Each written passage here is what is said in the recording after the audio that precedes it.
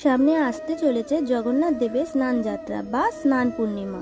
জগন্নাথ মন্দিরে এই পূর্ণিমা তিথিতে ঐতিহ্যবাহী রীতি এবং জাঁকজমক হিসেবে পালিত হয় জগন্নাথ দেবের স্নান যাত্রা। জগন্নাথ দেবের স্নান যাত্রা বা স্নান পূর্ণিমা হল রথযাত্রার পূর্বে অনুষ্ঠিত একটি অত্যন্ত গুরুত্বপূর্ণ বৈষ্ণব উৎসব।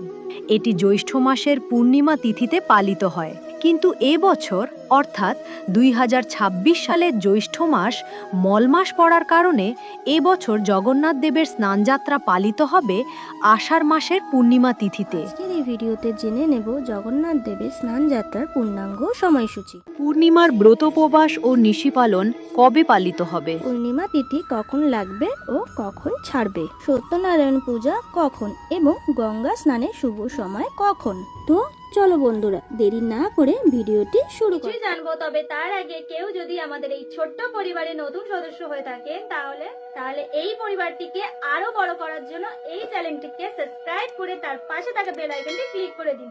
তার পাশে অল নোটিফিকেশনটা ক্লিক করে দিন, যাতে আমি নতুন ভিডিও ছাড়লে আপনার কাছে যায় কৃষ্ণ গোবিন্দ হরে মুরারি হে নাথ নারায়ণ বাসুদেব শ্রী কৃষ্ণ কৃষ্ণ কৃষ্ণ কৃষ্ণ। ভিডিওটি মূল পর্বে যাবার আগে কমেন্ট বক্সে লিখুন জয় জগন্নাথ, জয় বলরাম, জয় সুভদ্রা মহারানীর জয়। আর তোমাদের সকলকে জানাই জগন্নাথ দেবের স্নান যাত্রার আন্তরিক শুভেচ্ছা।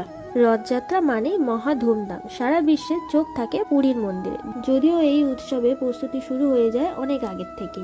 জগন্নাথ, বলরাম, সুভদ্রা চন্দন যাত্রার মাধ্যমে নীলজল এবং অন্যান্য জগন্নাথ মন্দিরে রথযাত্রার আগে ধার্মিক রীতিবিধি শুরু হয়ে যায়।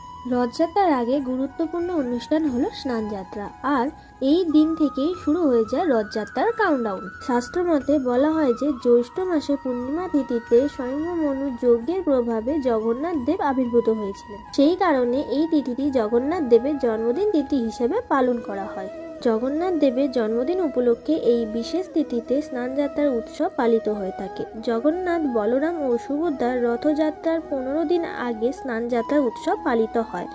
108 ঘড়া জলে স্নান করে গা গরমের পরে শীতল করেন জগন্নাথ, বলরাম ও সুভদ্রা। তারপর প্রবল জ্বরে কাবু হন সুভদ্রা, বলরাম ও জগন্নাথ দেব। তারপর রাজবৈদ্য তাদের চিকিৎসা করেন। ঈশ্বরের এই অসুস্থতার সময়টি অনশন নামে পরিচিত। এই সময় ভক্তরা দেব দর্শন পান না। জ্যৈষ্ঠ মাসের পূর্ণিমা তিথিতে স্নান যাত্রাটি হয় বলে এটি স্নান পূর্ণিমা নামেও পরিচিত। এবারে জেনে নেব 2026 সালে স্নান পূর্ণিমা বা স্নান যাত্রার পূর্ণাঙ্গ সময়সূচি। জগন্নাথ দেবের স্নান যাত্রা অনুষ্ঠিত হবে 14ই আষাঢ় 29শে জুন সোমবার। পূর্ণিমা তিথি শুরু হবে 13ই আষাঢ় 28শে জুন রবিবার রাত্রি 2:47 থেকে।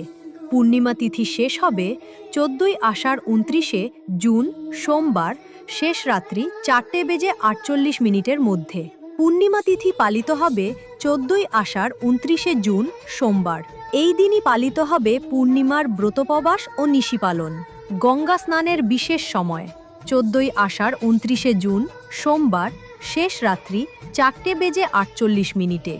সত্যনারায়ণ ব্রতর সময়সূচি 14ই আষাঢ় 29শে জুন সোমবার সন্ধে 6:23 থেকে রাত্রি 7:59 মধ্যে।